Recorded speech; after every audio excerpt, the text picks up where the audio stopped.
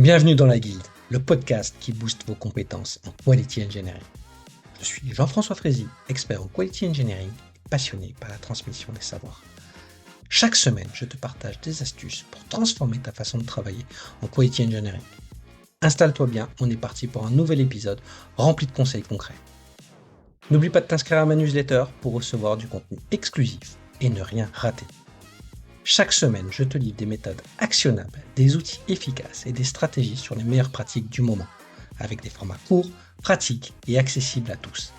Alors abonne-toi maintenant pour ne rien rater. Bonjour, bienvenue dans la Guilde pour cette mini-série sur l'art de l'automatisation des tests avec Fodé Cissé.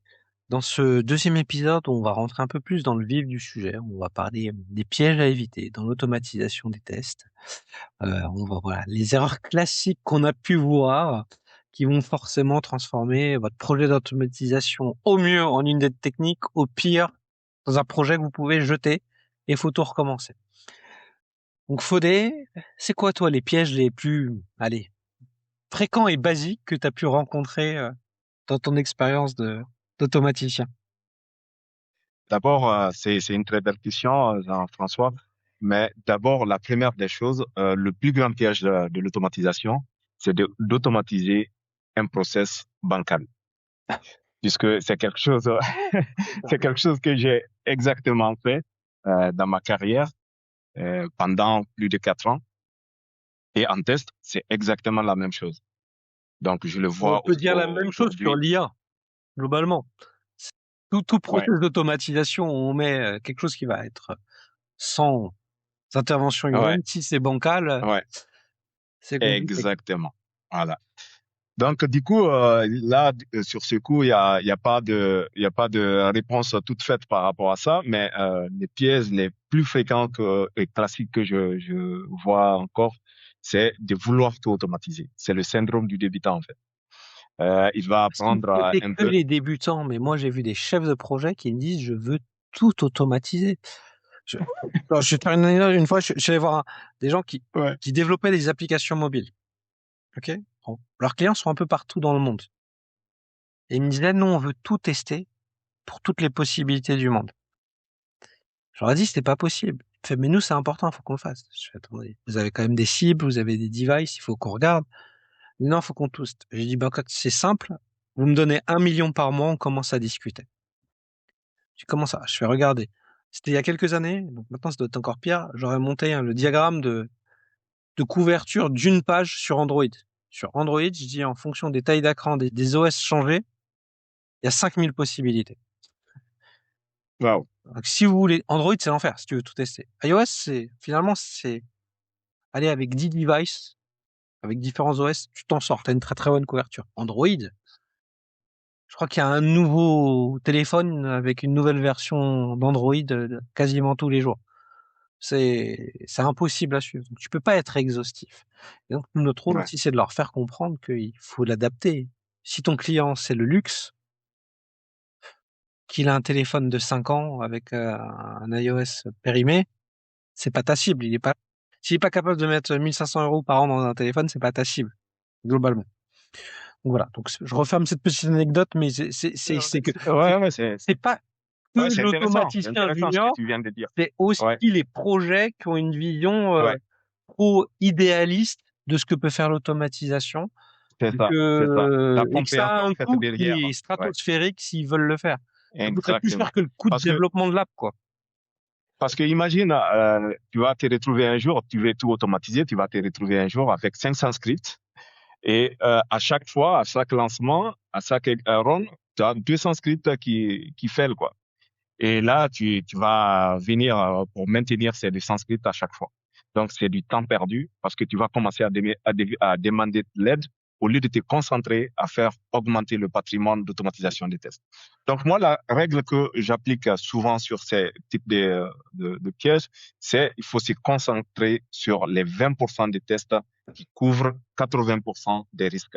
Donc, là, c'est un travail à faire avec les membres de l'équipe projet pour voir réellement quelles sont les features critiques de l'application. Donc, tu te focalises sur ça. Ensuite, souvent, il y a d'autres pièges aussi qu'on peut voir, c'est on va vouloir automatiser, mais on se focalise sur des mauvais tests. Par exemple, les tests instables. Si ton test passe 3 fois sur 4 de façon manuelle, il sera instable en auto. Il sera pire même en auto. C'est ça. Et aussi, il y a quelque chose qu'on oublie, c'est l'environnement. Donc, souvent, on ne prend pas en compte la gestion de l'environnement, la stabilité de ton environnement. Est-ce que l'environnement sur lequel tu veux faire passer tes tests auto, est-ce que c'est stable? Parce que si c'est pas stable, tu vas galérer. Tu vas avoir beaucoup de maintenance à faire parce que tu vas te dire c'était fonctionnalité ou c'était script. Pourtant, ça n'a rien à voir avec tout ça. Donc ça, c'est important. Les jeux de données associés aux environnements, souvent, c'est le parent pauvre de l'automatisation. On n'y pense pas. Ouais. Le but, c'est quand même de pouvoir tester ton test presque à l'infini. Mais si tu utilises des jeux de données qui se périment très très vite ou à l'unité, bah en fait, c'est compliqué. C'est très compliqué. C'est compliqué. Ouais. Ouais. Ben moi j'ai des tips par rapport à ça pour la gestion pour que j'ai toujours des données fraîches parce que je les crée en fonction de l'environnement. Parce que imagine tu crées ton test aujourd'hui sur un environnement local, ça passe. Demain tu l'exécutes sur un environnement d'intégration, ça fail parce que t'as pas mis en place cette partie de gestion de données. C'est important. Donc là il y a plusieurs manières de le faire. Mais pour ne pas rentrer dans la partie technique, tu vois, tu peux déjà créer tes données pour dans chaque environnement. Et ça, tu peux le faire soit en passant par l'UI, tu le crées, ou si ça prend du temps, si ça prend plus de 10 secondes, tu les crées avec l'API et tu l'injectes directement dans tes tests et tu as des données fraîches. Donc là, au moins, tu es sûr que ton test va passer et ce n'est pas un souci de jeu de données. Donc ça, c'est important de comprendre aussi la partie gestion de jeu de données. Ben, c'est bien. Et tu as d'autres problématiques que tu vois comme erreur trop pertinente? Je pense si on se focalise sur cette partie d'erreur, c'est la base, la fondation, c'est d'automatiser sans stratégie. Ouais. Ça, c'est la base. Parce que si tu n'as pas de plan, t'as pas de priorité et tu vas automatiser au hasard. J'ai un mentor qui me disait souvent, si tu n'as pas de priorité, tu priorises le hasard, en fait. Donc, c'est exactement ça. Dans chaque chose, que ce soit dans notre vie, que ce soit dans ces projets, il faut prioriser. Qu'est-ce qui est important? Qu'est-ce que je dois automatiser? Donc ça se décide dans la partie stratégie. Donc, pour éviter ce type de bazar, on travaille dans un domaine où c'est structuré. Il faut penser, par exemple, aux pyramides de tests, tu vois. Aux pyramides de tests, il faut d'abord voir la base, c'est-à-dire les tests unitaires. Ensuite, une bonne partie des tests unitaires, parce que comme d'autres peuvent penser, les tests end-to-end vont sauver votre projet des bugs, en fait. C'est pas uniquement les tests end-to-end qu'il faut se reposer. Donc, une bonne partie des tests unitaires, ensuite les tests d'intégration, puis les tests end-to-end.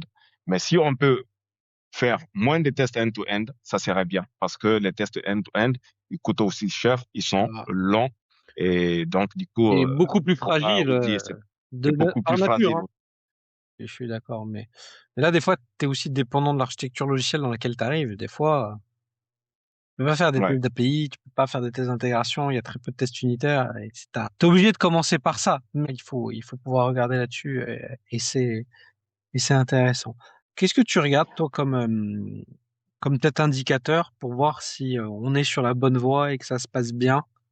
Enfin, plutôt, je vais te tourner autrement. Qu'est-ce que tu as vu comme indicateur qui montre que le projet n'est pas sur la bonne voie? Rien, pas avec le résultat de l'indicateur, mais juste avec le choix de l'indicateur, j'ai envie de dire.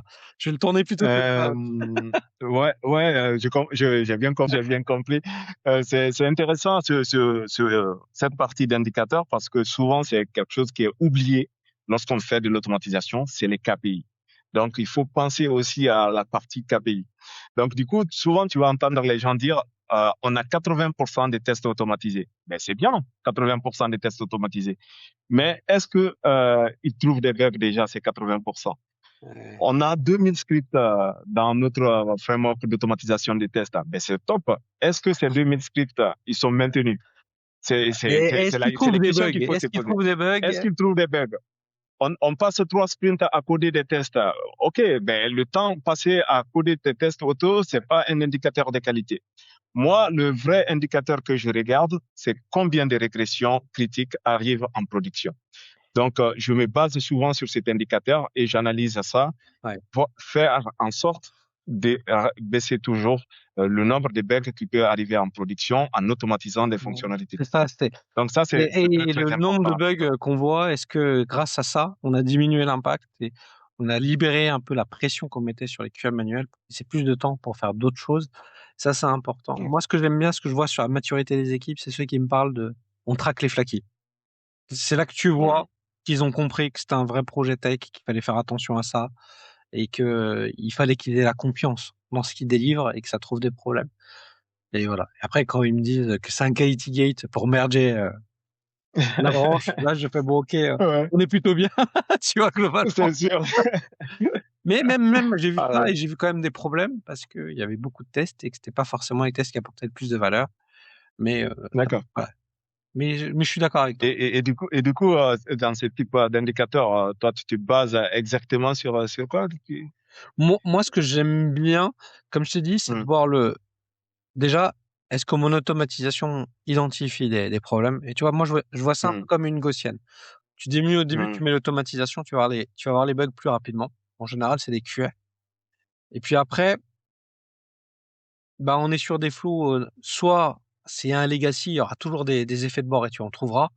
Soit il y a un traitement de fond qui est fait avec l'équipe de dev et du coup, sur les flows critiques, tu en verras moins et donc tu auras moins de problèmes. Ça va être assez stable et ça devrait même diminuer. Et ça va même diminuer parce que petit à petit, tu vas mettre ces scripts dans la branche de dev et ils vont avoir un feedback rapide sur les effets de bord et ils vont pas ouvrir un bug, ils vont traiter le problème quand ils le voient parce que si c'est pas corrigé et qu'ils sont honnêtes, c'est-à-dire qu'ils n'enlèvent pas le test auto, Ouais. partons du principe que les gens respectent les bonnes pratiques, et ben là, oui, on le voit dessus et après, c'est l'effort qu'on va mettre sur les nouveaux parcours ou sur des problèmes en prod. On se dit, faut peut-être falloir investir pour mettre des tests auto pour sécuriser parce que ça nous est arrivé un peu trop souvent dans le passé et qu'on n'a pas eu le temps de le faire parce que c'était pas la priorité. Mais voilà, c'est des choses, enfin, ça vit. T'as jamais, imagine, t'as 100 tests et que tu restes à 100. Normalement, tu viens aujourd'hui, je viens dans un an. Même si j'ai encore 100 tests, j'ai pas les mêmes normalement. Ouais. Sinon, ça veut dire que soit le produit, il a arrêté d'évoluer, ça peut être normal. Il y a que juste un peu de fixe et il y a plus d'évolution. Mais s'il y a des évolutions dans ton produit, c'est pas normal que ton périmètre, il bouge. Soit en nombre, soit aussi en valeur. Ouais. Moi, si je résume un peu, c'est plutôt qu'il faut qu'ils voient la valeur que t'apporte l'automatisation. C'est soit les indicateurs qui sont dessus, mais une fois de plus, on va en mettre plus et ça va dépendre si est-ce qu'on veut voir qu'on va plus vite, est-ce qu'on veut voir parce que la prod était déjà bonne, est-ce que il y a moins de problèmes en prod. Ça va dépendre aussi un peu des attentes et de la maturité dans l'équipe dans laquelle tu arrives.